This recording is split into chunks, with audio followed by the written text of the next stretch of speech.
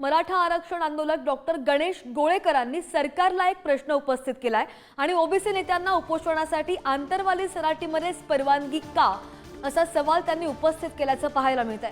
मराठा आणि ओबीसी समाजामध्ये भांडण लावण्याचा कोणाचा प्रयत्न आहे का असं सुद्धा ते विचारतायत। सामाजिक सलोखा टाळण्यासाठी ईदची सुट्टी पुढे ढकलली आणि सरकार एकाच गावात एकाच वेळी दोन परस्पर विरोधी आंदोलकांना परवानगी कसं देतं असा सवाल सुद्धा ते उपस्थित करतात। मनोज जरांगे आधीपासूनच उपोषण करतात, त्याच गावाची निवड का असा सवाल सुद्धा त्यांनी उपस्थित केलाय। तर आपण पाहतोय मराठा आरक्षण आंदोलक डॉक्टर गणेश गोळेकरांनी सरकारला असे प्रश्न उपस्थित केलेले आहेत। ओबीसी नेत्यांना उपोषणासाठी अंतरवाली सराटीतच परवानगी का दिली?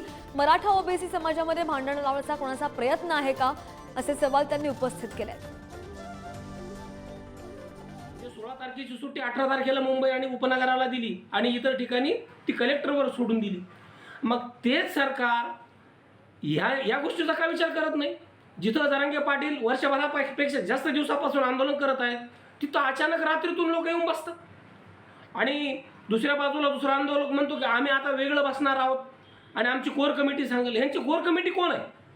बांधवांनो, हा विरोध ओबीसी बांधवांना नाही किंवा ओबीसी बांधवांचा मराठा बांधवांचा नाही, तर यात मोठा राजकीय कट शिजलेला आहे। आणि या संदर्भात अधिकची माहिती देत आमचे प्रतिनिधी सुमित पवार आपल्या सोबत आहेत। सुमित, डॉक्टर गणेश गोळेकरांचे जे सरकारला त्यांनी प्रश्न विचारलेले आहेत त्यावर आता सरकारकडून शासनाकडून काही उत्तर आलेलं आहे का? अद्याप तरी शासनाकडून यावर कुठली प्रतिक्रिया आलेली नाही।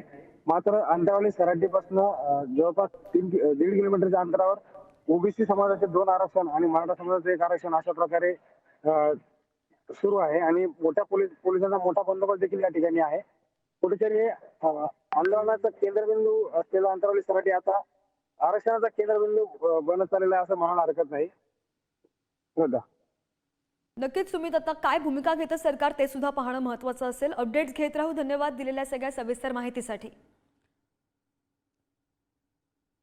आणि मराठा आंदोलक मनोज जरांगेंच्या उपोषणाचा आजचा 3रा दिवस आहे। सगळे सोयऱ्यांच्या अंमलबजावणीसह इतर मागण्यांसाठी उपोषण सुरू आहे आणि सरकारला शेवटची संधी असा इशारा सुद्धा मनोज जरांगे पाटील यांनी दिलाय। जालन्यामधून आपण ही बातमी पाहतोय। मनोज जरांगेंच्या उपोषणाचा आजचा 3रा दिवस आणि सरकारला शेवटची संधी दिलेली आहे आणि जरांगेंनी इशारा सुद्धा दिलाय। मनोज जरांगे पाटील यांच्या उपोषणाचा 3रा दिवस आहे।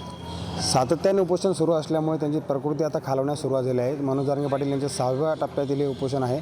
यातील प्रमुख मागण्या अशा आहेत की सगळे सोयरे कायद्याची अंमलबजावणी करावी, तसेच हैदराबाद गॅजेट असेल, सातारा गॅजेट असेल किंवा बॉम्बे गॅजेट असेल याची अंमलबजावणी तात्काळ करावी।